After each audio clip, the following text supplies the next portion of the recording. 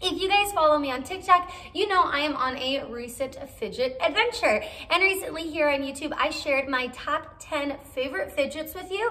And I asked if you guys wanted to see my least favorite fidgets. And you guys said yes. So today, that is what I'm going to do. If you are new here, my name is Sierra. I'm a married mom of 2 small boys, and I own an indoor playroom here in St. Louis.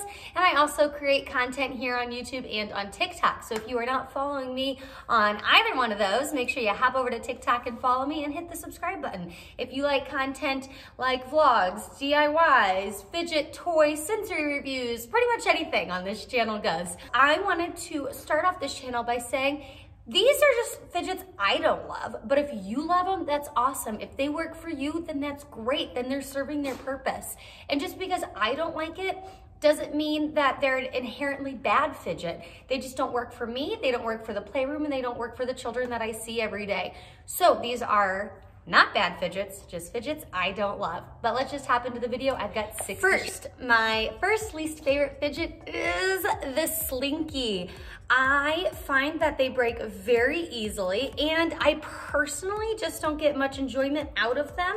And the children who come to the playroom tend not to reach for these as much, and I have already had to throw a couple away because, as you know, Slinkies are delicate. So these are definitely not my favorite fidget, but I do have 2 just in case we do have a kid who comes in who loves them.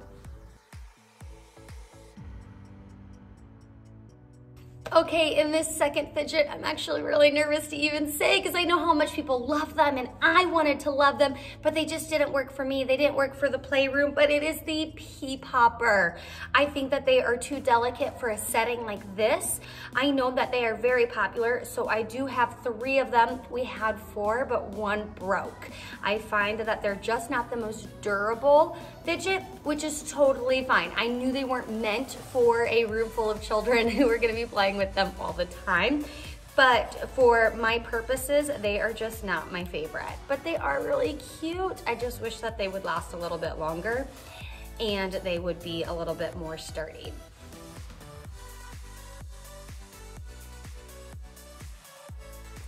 My third least favorite fidget is going to be the puzzle ball cube thing. I find that they are too difficult for even me, and I'm a 30-year-old woman, so the kids certainly have a hard time with these. There's just a whole bunch of pieces.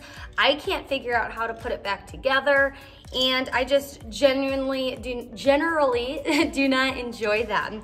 I think that this is definitely more of those put your mind to it fidgets, and I prefer my fidgets to be more mindless and easy to play with. I haven't even taken this one apart yet because I am too afraid that I will not be able to put it back together.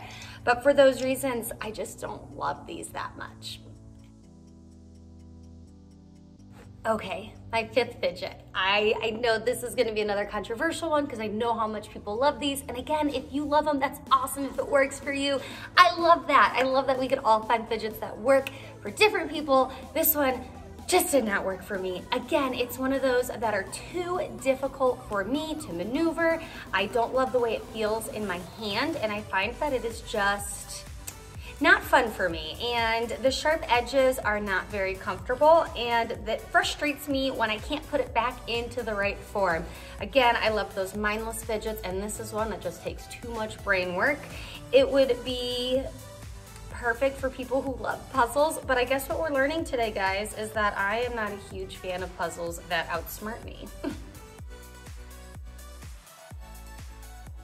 And then last, if you guys follow me on TikTok, you already know what my least favorite fidget ever is, and it is the Sticky Pal. I've only had 1. I hated how sticky it was, how grimy it got. It collected every piece of hair and dust. I could never get it cleaned, and then somebody gave me the awesome idea of putting baby powder on it to keep it from being so sticky. I did that, and the next day it popped.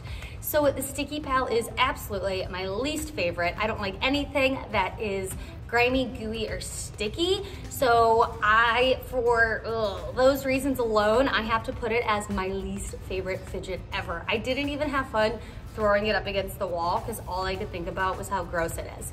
I don't even have this fidget anymore to show you guys because again, it broke and I didn't even want to buy a new one to put in this video. I just absolutely do not love them. There's so many other squishy, sensory, and stress balls you can get that are amazing. Check out my top 10 video for those. These are just not it. And as far as this setting, it was way too gross. So the Fidget Pal, or the Sticky Pal, is a no-go for me, guys.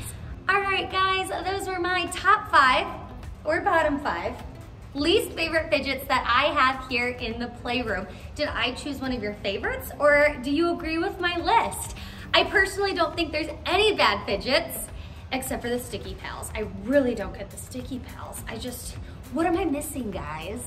But if you loved these fidgets that I didn't like, that is okay. That is why I'm so happy that there's so many different ones so we can all find the ones that work best for us.